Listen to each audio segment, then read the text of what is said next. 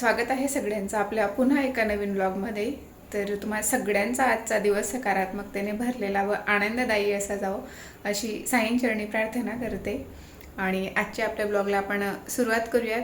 आज आहे रविवार आणि रविवार सोबतच आज चतुर्थी देखील आहे, संकष्टी चतुर्थी.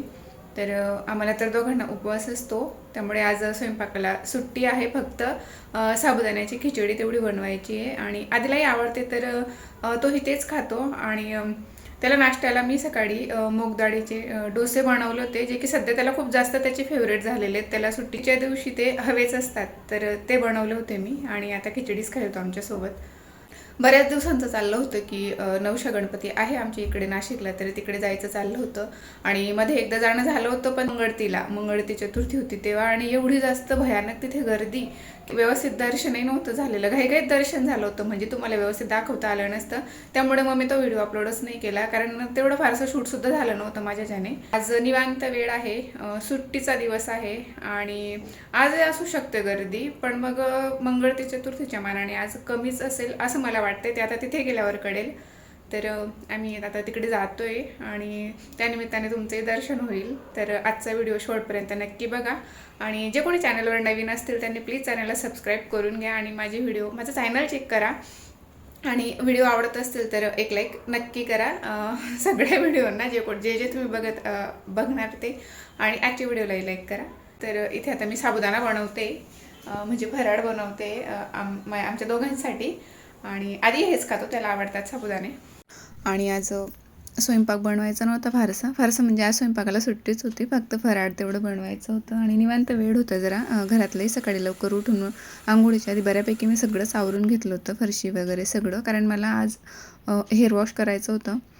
त्यानंतर आज केस धुतले होते आणि थंडी खूप जास्त असल्यामुळे मग ते खूप जास्त वेळपर्यंत ओले असले की खूप जास्त थंडी वाजते.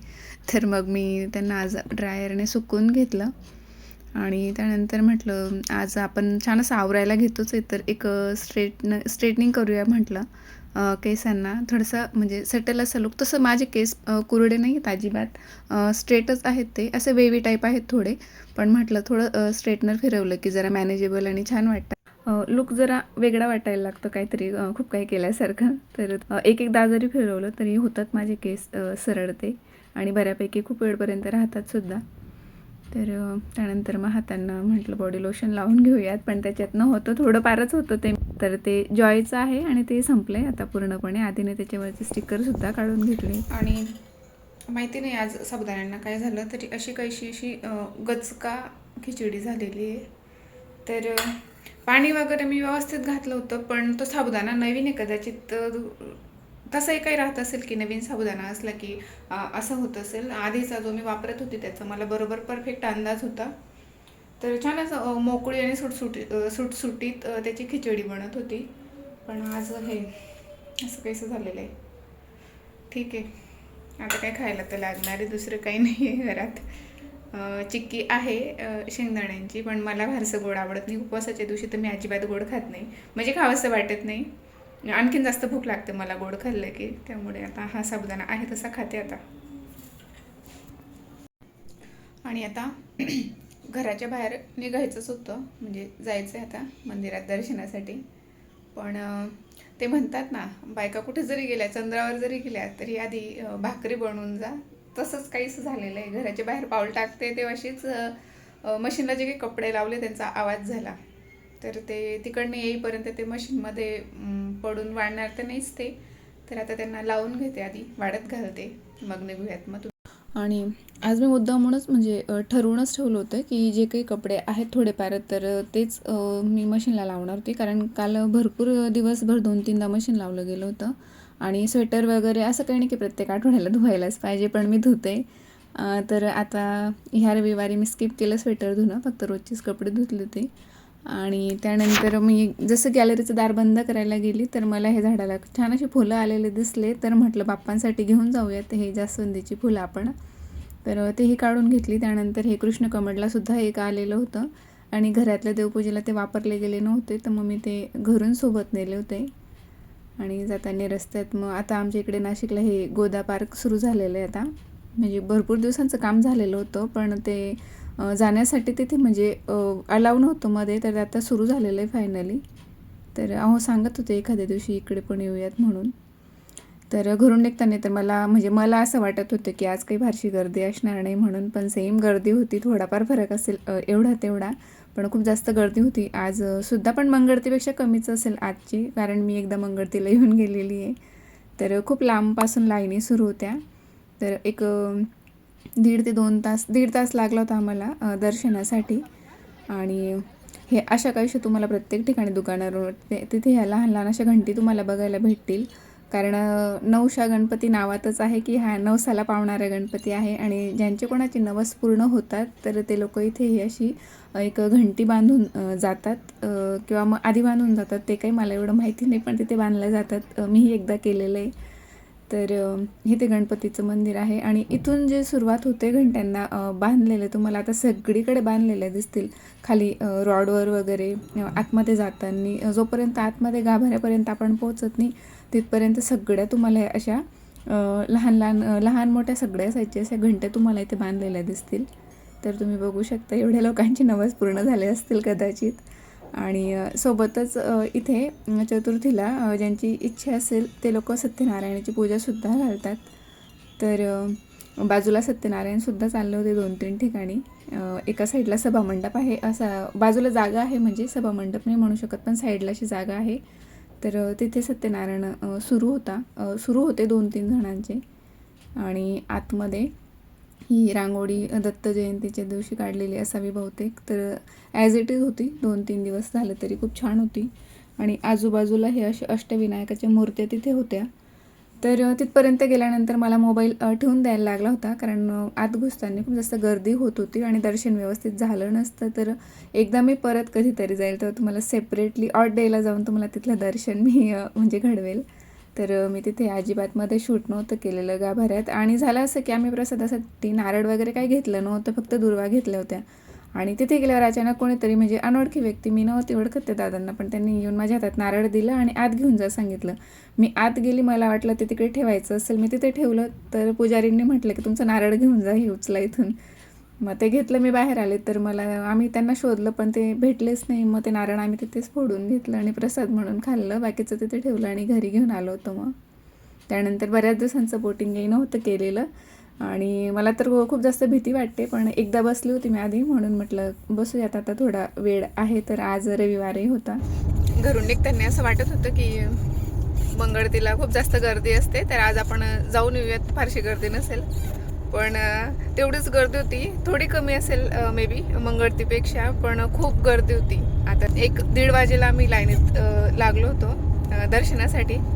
तर आता किती वाजले, 3:30 होत आहेत, म्हणजे 3पर्यंत आमचं दर्शन झालं होतं. तर 1 ते 1.5 तास आम्हाला दर्शनासाठी लागला. त्यानंतर अर्धा तास काय तिथे थोडंसं खाली गेलो होतो नदीवर वगैरे, तर तिथे 1-अर्धा तास लागला. आणि आता 3:30-4 होत आले आहेत आणि आता आम्ही घरी जायला निघालो आहेत. खरं सांगायचं झालं तर इतकं शांत आणि इतकं छान वाटतंय, कारण बऱ्याचदा प्लॅनिंग होत होतं नवशा गणपतीला यायचं. नवशा गणपतीच नाही, बऱ्याच ठिकाणी जायचं आमचं प्लॅनिंग होतं, पण काही ना काही कारणामुळे ते कॅन्सल होतं. मी मागे एकदा म्हटलं होतं की प्रत्येक प्रदोषला आपण एखादं शिवमंदिर एक्सप्लोअर करूयात म्हणून, पण तिथे जाणं होत नाही आहे. पण आज फायनली इथे आल्यावर इतकं छान आणि इतकं शांत वाटत होतं. शिवाय बोटिंगही केली खूप दिवसांनंतर, खूप म्हणजे एकचदा केली होती आणि इथेच केली होती फर्स्ट टाईम. तर खूप छान एक्सपिरियन्स होता आजचा. ओव्हरऑल दर्शनसुद्धा खूप छान झालं. गर्दी होती, थोडा वेळ लागला, ठीक आहे, पण तिथे गेल्यावर असं धक्काबुक्की वगैरे असं काही नाही, खूप छान निवांत दर्शन झालं. एक मिनिटभर तरी आम्ही तिथे थांबलो असणार आतमध्ये गाभाऱ्यात. मस्त दर्शन झालं. आणि घरी आल्यावर मला म्हणजे खूप जास्त दमल्यासारखं झालं होतं, कारण तिथे भरपूर वेळ उभं राहायला लागलं होतं, 1 ते 1.5 तास. तर आधी म्हटलं चेंज करून घेते आणि मग चहा वगैरे करून थोडा आराम करते. पण तोपर्यंत मला क्लायंट होतं, फोन आलेला होता आणि मी विचारायचं विसरले की काय करायचं आहे म्हणून. तर थांबून घेतलं मग मी थोडं. आता ते गेल्यावरच आवरते आता पुढचं. तोपर्यंत वाढलेले कपडे वगैरे काढून घेतले. आता चहा करायचा होता, पण क्लायंट येते आता, बघते आता त्यांना काय करायचं आहे. फक्त आयब्रो असतील तर करून देईल आणि जर काही अजून दुसरं असेल तर मग आधी चहा करेल आणि मग करेल. असं वाटत होतं घरी गेलं डायरेक्टली झोपून गेलं, एवढे डोळे आग करताय. पण ठीक आहे, आता ते गेल्यावर करूया थोड्या वेळ आराम. तर त्यांना परत फोन केला तर त्यांना आयब्रोसोबत वॅक्सिंगही करायचं होतं. पण ठीक आहे म्हटलं, वॅक्सला काही एवढा फारसा वेळ लागत नाही. जर का फेशियल वगैरे राहिलं असतं तर मग थोडं थांबवून घेतलं असतं मी. तर थोडीफार तयारी करून ठेवली त्या यायच्या आधी. आणि त्यानंतर मग आधी आयब्रो करायला घेतल्या. आणि आता काही वेळ भेटणार नव्हता कारण ऑलरेडी 4 वाजले होते आणि मी स्वयंपाकाला संध्याकाळी खूप लवकर सुरुवात करते, असंही करते. आणि त्यातल्या त्यात आज तर चतुर्थी होती, तर मला मोदकही बनवायचे असतात. आणि शिवाय मी कुठेही मंदिरात जर जाऊन आले तर लागलीच घरी आल्यानंतर मी चेंज पण करत नाही आणि हातपायसुद्धा धुवत नाही, कारण ती एक प्रकारची पॉझिटिव्ह एनर्जी असते, ती थोडा वेळ मी स्टोअर करून म्हणजे राहते तेवढा वेळ आपल्यात, असं मला वाटतं पर्सनली. तर मी तसं करते, मी पाळते तो नियम की मी लवकरच हातपाय वगैरे धुत नाही, थोडं थांबून घेते. तर त्यानंतर मग स्वयंपाकाच्या आधी मोदक बनवून घेतले होते आणि नैवेद्य दाखवला. आणि त्यानंतर मग आहोंसाठी मेथीची भाजी बनवली होती, जी की त्यांना अशा पद्धतीची बनवलेली खूप आवडते, दाण्यांचं कूट घालून हिरव्या मिरच्यांची. तर ती बनवली होती. आणि मला आणि आधीला आमच्या दोघांसाठी, आधीसाठी थोडंसं बॅटर शिल्लक होतं ते मूग डाळीच्या डोस्यांचं, तर तेही बनवलं होतं.